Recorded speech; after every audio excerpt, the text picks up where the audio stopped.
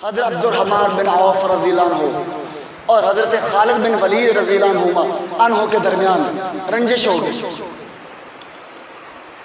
حضرت خالد بن ولید رضی اللہ عنہ نے ذرا کوئی سخت کلمات کہہ دیے حضرت عبد الرحمن بن عوف رضی اللہ عنہ کو.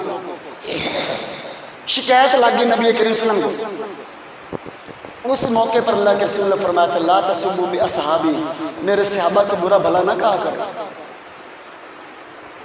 اچھا اب آج کا ایک چھوکرا اور مشتنڈا، یہ کالی پیلی پگڑیوں والا، یہ جہلم کا مرزا، جہلم کا مرزائی، صرف آگے حمزہ چھوٹی لگنے والی ہے وہ لگا لینی چاہیے. مرزا کے آگے مرزائی یہ لگا لینی چاہیے اور اس کو فائدہ ملے گا. جو تھوڑی بہت جہنم کے ملنے میں کسر رہتی ہے نا وہ اس کا حصہ پورا ہو جائے گا. تو یہ اس طرح کی حدیث کہتے ہیں کہ اس کا مطلب ہے حضرت خالد بن ولید صحابی نہیں تھے. اللہ کے رسول کہہ رہے ہیں نا خالد بن ولید کو کہ انہوں نے حضرت عبد الرحمن بن عوف کو کہا نا اور ان کے بارے میں کہا میرے صحابہ کو برا بھلا نہ کو. اس کا مطلب اللہ کے رسول نے حضرت خالد بن ولید کو صحابی شمار ہی نہیں کیا. ارے بے وقوف ان پڑھ جاہل، تجھے اتنی بھی سمجھ نہیں. یہ لاڈ اور پیار کی باتیں ہوتی ہیں. آپ میں سے جتنے بھائی بیٹھے اس کے 3-4 بیٹے ہوں، باقی اس کے بیٹے اگر کسی ایک اس کے بچے کو مارتے ہیں یا ان کی وجہ سے وہ روتا ہے اور روتا وہ باپ کے پاس آتا ہے تو باپ کیا کہتا ہے میرے پوتر کچھ کرنا تو ہوئے میرے پوتر کچھ نہ کچھ ہے. اس کا مطلب کہہ رہا ہے باقی میرے پتر کوئی نہیں، تسی میرے پتر نہیں صرف میرا ہی پتر ہے. دور فٹے منہ ایسے سمجھ اور ایسے سوچ. یہ علم، یہ تیرا علم اور تیری یہ مبلغ علم ہے، تیری سوچ ہے. اچھا پھر اسی طرح کی حدیث میں بیان کر کے پھر اپنی اس بات کو مکمل کروں گا. حضرت عبد الرحمن بن خالد بن ولید نے بات کی. اگر اسی طرح کی حدیث ہم صحیح بخاری سے دکھا دیں، صحیح مسلم سے دکھا دیں، جب حضرت عمر اور حضرت ابو بکر صدیق کے درمیان ناراضگی ہوئی تھی، حضرت ابو بکر صدیق نے حضرت عمر سے معافی مانگی، حضرت عمر نے معاف نہ کیا، پھر حضرت ابو بکر صدیق نبی وسلم کے پاس شکایت لے کر آئے. سنی تھی نا حدیث؟ اوپر سے حضرت عمر بھی آ گئے. تو اللہ کے رسول صلی اللہ علیہ وسلم نے اس وقت کیا کہا تھا؟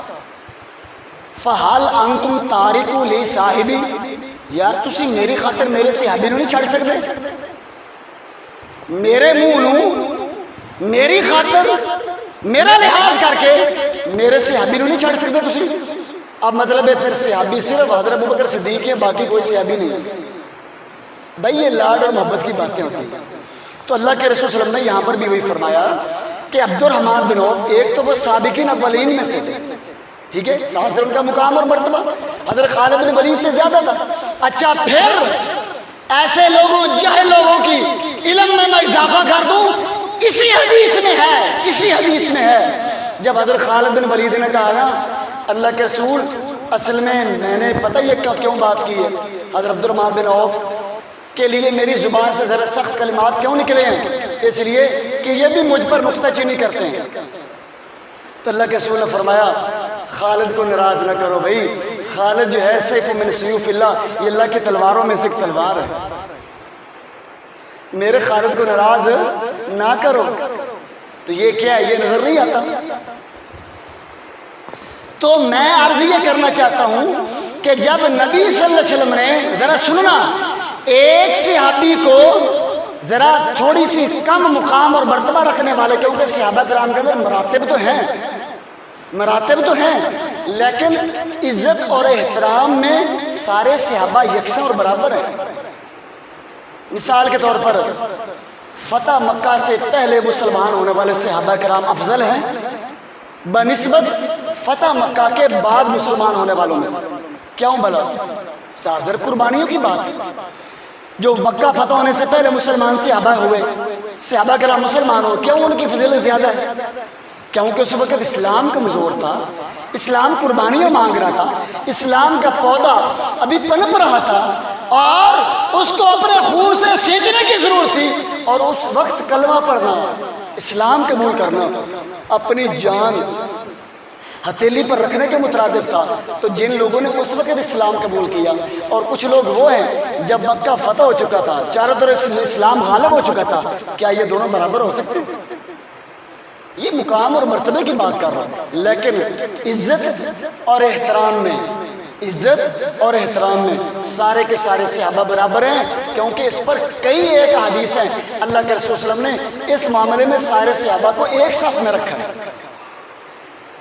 تو میں عرض یہ کرنا چاہتا ہوں کہ جب ایک ادنا صحابی کو اپنے سے مقام اور مرتبے، زیادہ مقام اور مرتبہ رکھنے والے صحابی کے حق میں اللہ کے رسول نے بات کرنے کی اجازت نہیں دی، اور آپ کیا سمجھتے ہیں کہ حضرت خالد بن ولید نے معاذ اللہ حضرت عبد الرحمن بن عوف کو کوئی ماں بہن کی گالی دی ہوگی؟ وہ اس طرح کی آج جو لوگ گھٹیا پن کا مظاہرہ کرتے ہیں، صحابہ کرام اس سے پاک اور مبرہ تھے، بس یہی تنقید ذرا سخت کلمات کے دی، اتنی بات یہ اللہ کے رسول نے اس کی بھی اجازت نہیں دی۔ پیارے پیغمبر صلی اللہ علیہ وسلم فرما رہے ہیں احفظونی فی اصحابی، اس حدیث پر ذرا غور کرنا، احفظونی فی اصحابی، یار میرے صحابہ دے بارے میرا ہی خیال رکھ لو، احفظونی فی اصحابی، میرا ہی دھیان رکھ لو، تو میرا ہی حیا کر لو۔ تو کیا حیا کی ان لوگوں نے؟ بتائیں کیا حیا کی ہے؟ اللہ کے رسول فرماتے ہیں میرا حیا کر لو، میرا حیا میرے صحابہ کے بارے میں۔ تو اس کا مطلب ہے کہ جو اللہ کے رسول کے کسی صحابی پر بک بک کرتا ہے تو اس کے اندر نبی کریم صلی اللہ علیہ وسلم کا کوئی حیا اور کوئی شرم نہیں ہے، اللہ کے رسول کا کوئی عزت اور احترام نہیں۔ سنن نسائی کے حدیث اللہ کے رسول فرماتے ہیں اکرم و صحابی، میرے صحابہ کی قدر کرنا۔ اللہ کا قرآن بولتا ہے، اللہ کا قرآن بولتا ہے سارے صحابہ کرام کو اپنی رضا کے پروانے اور سرٹیفکیٹ دے رہا ہے، السابقون الاولون من الہاجرین والانصار والذین اتبعوہم بإحسان،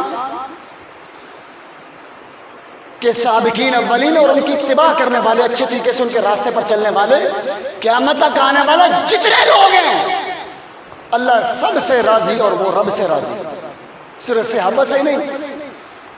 اللہ کہتے ہیں میرے نبی کے صحابہ کے راستے پر جو اچھے طریقے سے چلنے والا ہوگا میں ان سے راضی اور مجھ سے راضی، صحابہ سے تو میں راضی اور وہ تو مجھ سے راضی ہیں ہی۔ اللہ نے قرآن کے اندر فرمایا فَإِنْ آمَنُوا بِمِثْلِ مَا آمَنْتُمْ بِهِ فَقَدِ اهْتَدَوْا، کہ جو لوگ میرے صحابہ جیسا ایمان لائیں گے تو وہ ہدایت یافتہ تب بنیں گے۔ ہدایت کی ڈگری لینی ہے تو صحابہ کے قدم دھو دھو کر پینے پڑیں گے۔ قرآن اور حدیث کے خادموں کا اگر تذکرہ کیا جائے سب سے پہلے صحابہ کرام کا نام آتا ہے۔ دین اسلام کے اللہ تعالیٰ کی طرف سے آنے والے وحی کے پہلے پاسبان محافظ اور چوکیدار صحابہ کرام ہیں۔ اللہ نے قرآن کے اندر فرمایا وَإِذَا قِيلَ لَهُمْ آمِنُوا كَمَا آمَنَ النَّاسُ قَالُوا أَنُؤْمِنُ كَمَا آمَنَ السُّفَهَاءُ أَلَا إِنَّهُمْ هُمُ السُّفَهَاءُ، جب ان کو کہا جاتا ہے مکہ کے مشرکوں کو کہ ایمان لاؤ جس طرح میرے نبی کے صحابہ ایمان لائے، تو آگے کہتے لو اسی انہیں طرح بے وقوف بن جائیے۔ صاحب زر مکہ کے مشرکوں کے نزدیک تو مسلمان بے وقوف تھے، کیوں بھلا؟ نقد چھوڑ کر ادھار کے پیچھے پڑے ہوئے، دنیا نقد چھوڑ کر ادھار کے پیچھے، قیامت آخرت جنت، ساری ان کی محنت، ساری ان کی کوشش ادھار کے لیے، آخرت کے لیے، جنت کے لیے، اور کہتے ہیں عقل مند اسیاں جڑا نقد نو پھڑ رہے ہیں، دنیا کمانڈ ہے، دنیا ہے نقد لو، ادھار سارا کم ادھار دے، اور پھر اسی ادھار کے خاطر نہ اپنے ماں باپ کی پرواہ، نہ اپنے اولاد کی پرواہ، نہ فصل نسل کی پرواہ، نہ گھر بار کی پرواہ، نہ اپنی جان کی پرواہ، نہ اپنی عزت اور آبرو کی پرواہ، بس ایک بندے کے دیوانے اور مستانے اور پروانے ہو کر لگے پھر رہے ہیں، تو یہ بے وقوف نہیں ہے؟ اللہ نے جوابی طور پر ان پر وہی فتویٰ لگایا الا انہم السفہاء، خبردار مک مک نہ کرنا، میرے نبی کے صحابہ کو تم بے وقوف کہتے ہو، میں رب کہہ رہا ہوں کہ بے وقوف تم ہو۔ اس آیت کی روشنی میں جو نبی کے صحابہ پر حکم لگائے گا اس پر وہی لگے گا، کیونکہ انہوں نے بے وقوف کہا، اللہ نے جواب میں بے وقوف کہا، تو جو صحابہ کو کافر کہے گا کفر تو اس کے اندر خود ہے، جو صحابہ کو مرتد سمجھے گا مرتد تو پھر وہ خود ہے، جو صحابہ کو منافق سمجھے گا، اللہ کا قرآن بتا رہے، اشارہ کر رہا ہے کہ منافق وہ خود ہے۔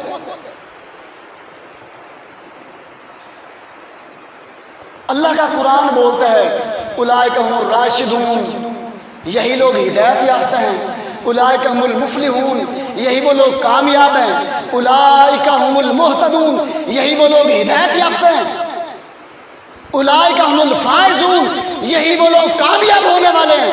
اور کہیں اللہ فرماتا ہے ولکن اللہ حبب الیکم الایمان وزینہ فی قلوبکم وکرہ الیکم الکفر والفسوق والعصیان۔